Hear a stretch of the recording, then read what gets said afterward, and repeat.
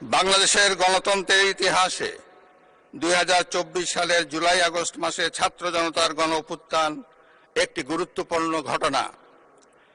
কোটা সংস্কার আন্দোলন থেকে এক পর্যায়ে এটি ফ্যাসিবাদ বিরোধী আন্দোলনের রূপ নেয়।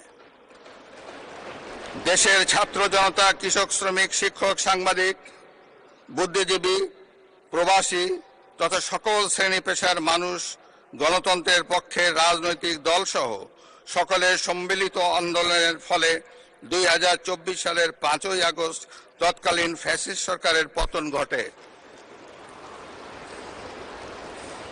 হাজারো শহীদের রক্তের উপর দিয়ে তাবেদার ও ফ্যাসিবাদ মুক্ত নতুন গণতান্ত্রিক বাংলাদেশের সূচনা হয়।